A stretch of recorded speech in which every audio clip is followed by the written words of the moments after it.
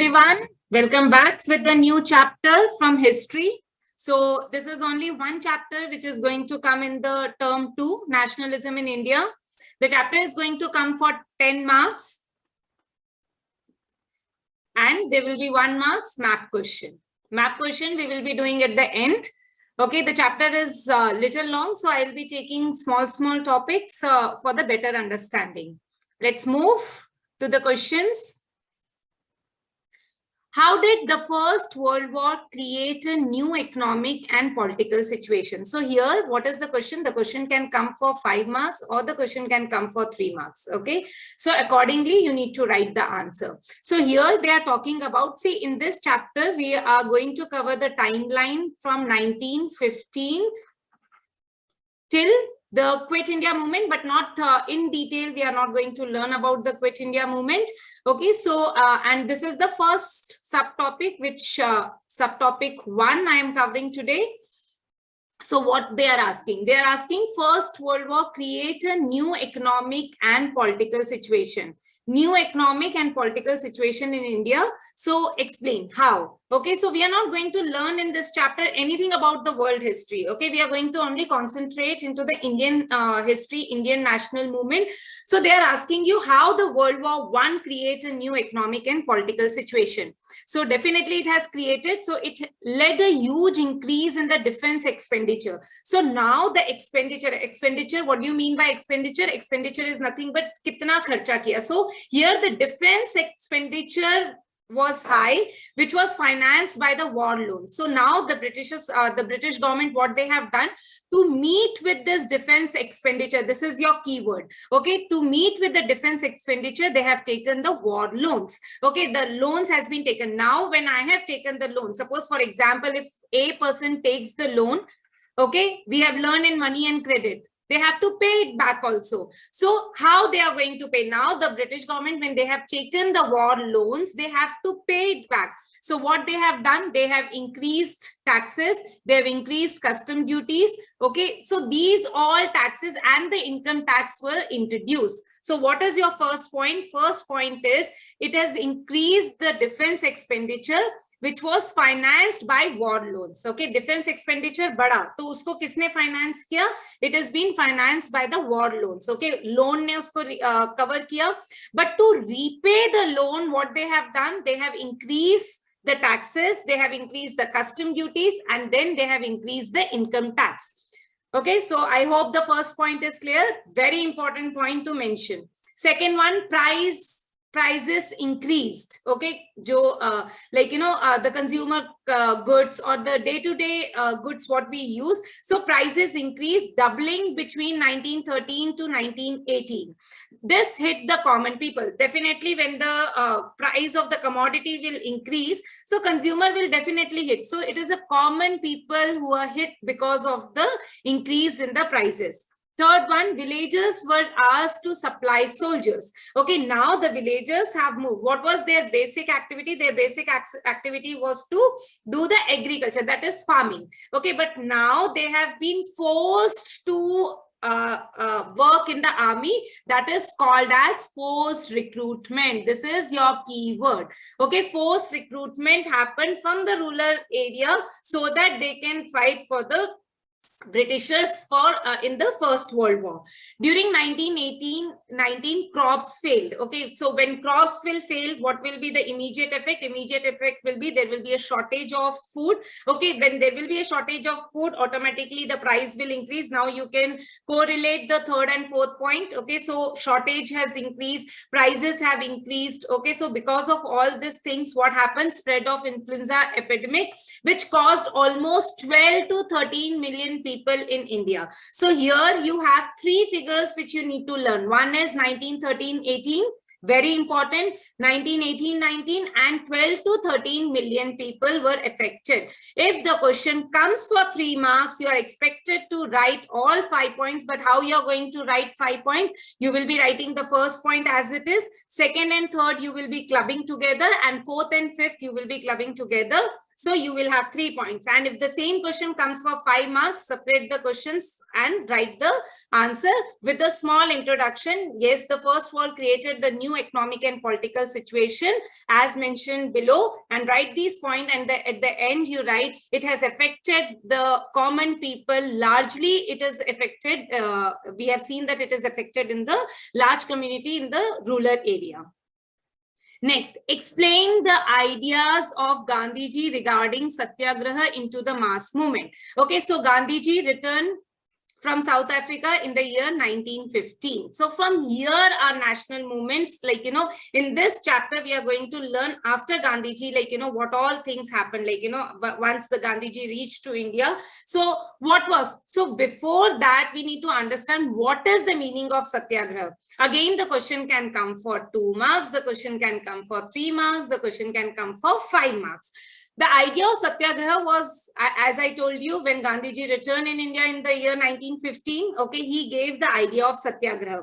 Satya means, it's a Hindi word, sachai. Okay, satyagraha means it is the movement which took care of only, like, you know, speaking truth and leading the path of truth. So according to Gandhiji, satyagraha was the unique weapon to fight injustice. Okay, so injustice was happening in India. Okay, when the Britishers once the East India Company established, they realized that the political dominance is important. So we have learned, like, you know, though 1857 was the first phase of the national movement, but it was not successful. And after that also so many years, like, you know, we were under Britishers. Then 1947, so 1857, 1947, you can see that all the injustice, whatever happened.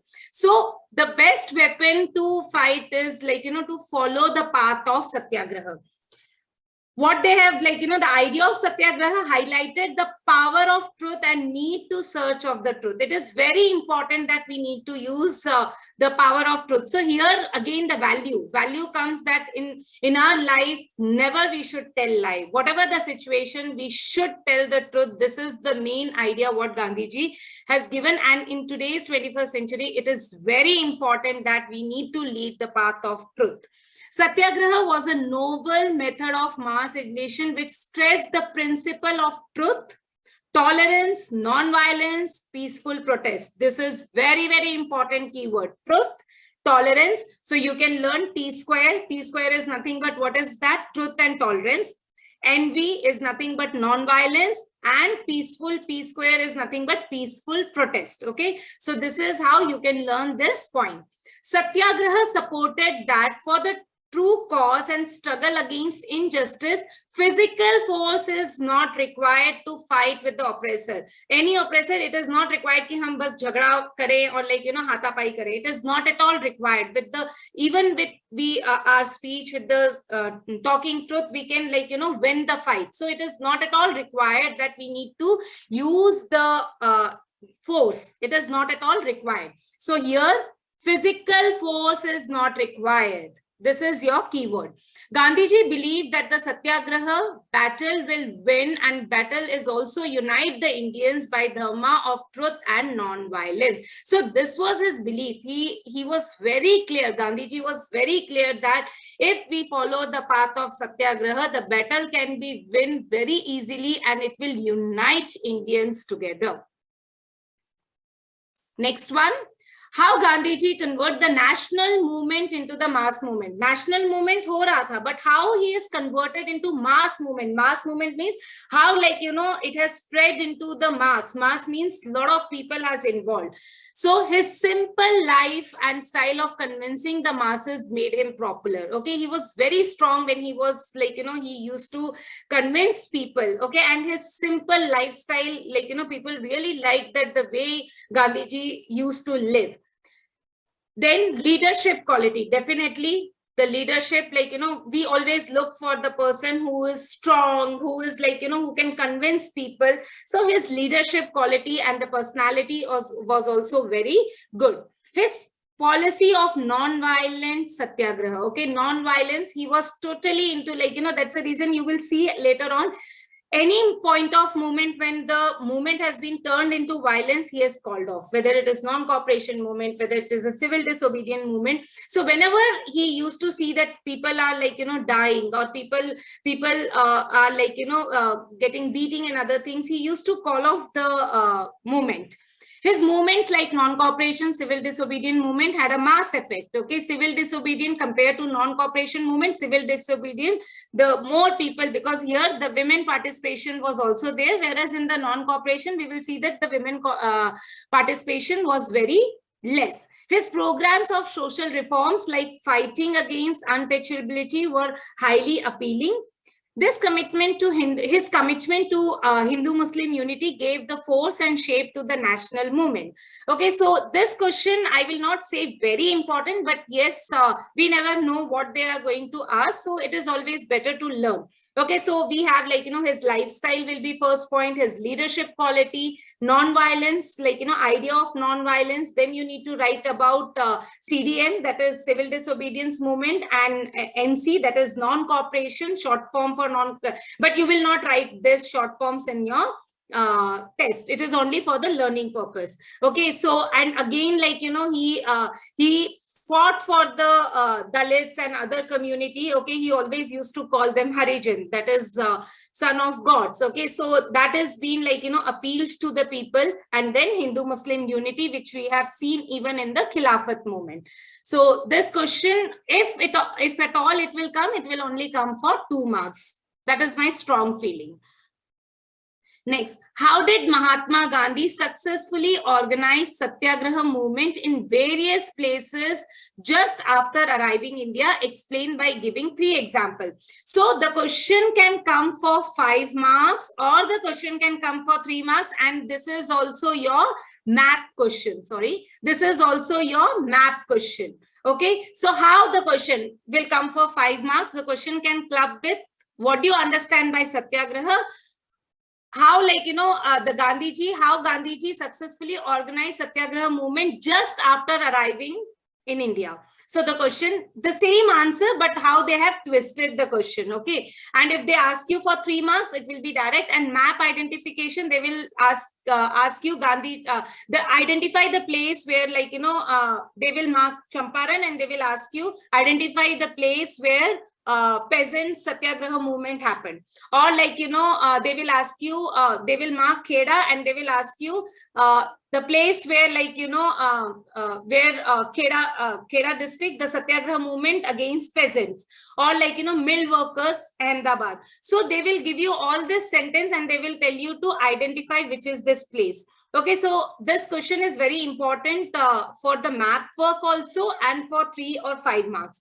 So 1917, he traveled to Champaran in Bihar. Okay, very, very important point. 1917, 1918. So he traveled to Champaran, to Bihar. Champaran is the place in Bihar, to inspire the peasants to struggle against the oppressive plantation system. Okay, second one, he organized the satyagraha to support the peasants of Kheda district. Okay, why? Because the crop failure happened.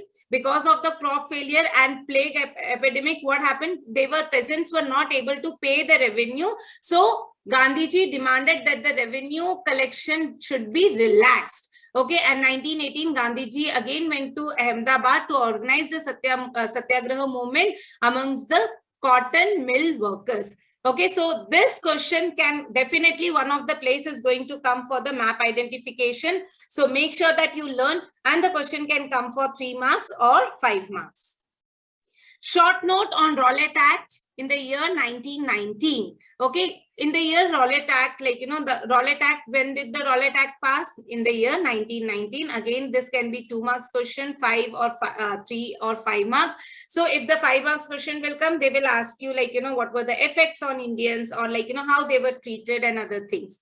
So Rowlatt Act was passed. It is very important. This is passed by Imperial Legislative Council. The act gave the government what power the act has given to the, they can arrest anyone without any, like, any trial. Okay, trial means bina kisi, like, that document and other things, they can be easily they can be, if they are suspected, they can be arrested on the charge of terrorism. The act deprived the Indians of their civil rights, okay, because somewhere the Indians thought that their civil rights are being denied. Then Mahatma Gandhi was extremely agitated by the enactment of Rowlatt Act. Why? Because without, like, knowing also, people will be arrested. Okay, even if small suspension, like, British, if the Britishers think that this person is suspected, he can easily, like, arrested, and he can put into the jail. So the act was passed under the Imperial Legislative Council. The act has given government lot of powers, and one of the power is where, like, anyone can arrest and keep them in the prison without any trial. Mahatma Gandhi, that's the reason he was very upset. He was extremely critical about the act and argued that everyone could not be punished for the isolated political crime. The act was ill-famed as Black Act. Why it is called as a Black Act? Because the act don't make any sense. Just imagine yourself into that shoe, and imagine if anyone is coming, the police person is coming, without telling you, they just arrest you and put you in the jail. How you will feel? Like, you don't have any mouth, because already the act has been passed, without our knowledge. So that's the reason the act is known as Black Act. Why did Gandhiji decide to launch a national-wide satyagraha against the proposed Rowlatt Act in the year 1919? So we understood what was Rowlatt Act. It was passed under the Imperial Legislative Council. It gave government immense powers. So the first point remains the same, where, like, it is passed through the Legislative Council despite the united opposition of Indian members. All the Indian members, they were opposing it, but still the act was passed. It gave government power. What power it gave? Repress the political activity. It allowed the detention of political prisoners without trial of 2 years. They can put into the jail. Mahatma Gandhi wanted non-violent civil disobedience against such injustice law, because he felt that this law will somewhere, like, killing the civil rights of the public. So the question can come for 3 marks.